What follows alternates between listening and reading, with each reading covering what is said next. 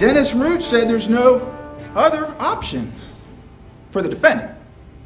For everybody else there is. I mean, he had to admit that.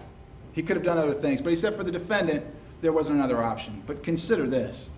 This is so important when you consider his opinion. The only evidence he had about what was happening at the time the shot was fired was from who?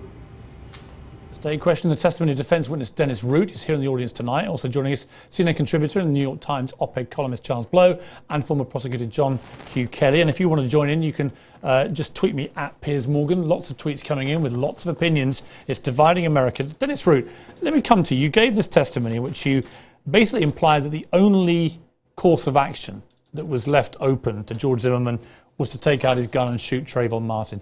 Why did you believe that so strongly? You take into consideration everything you learn about an individual. To say there are additional options that are available to a person is taking into consideration whether they have fighting skills, whether they have any other things. Screaming for help was an option which he did utilize if you believe that he was the one screaming on the recording. To be asked what other options there are, and the gentleman says that, I have other options, everybody else does. I have 22 years of training behind me. Mr. Zimmerman did not.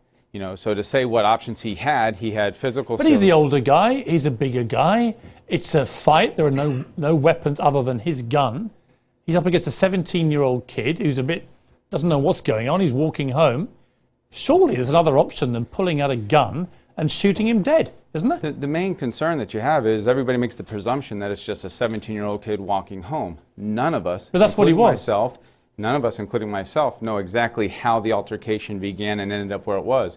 The perception that's important is what took place in George Zimmerman's mind at the time he discharged the weapon. And as long as he perceived that he was in imminent peril for great bodily harm or death, he is justified under Florida law in discharging a firearm.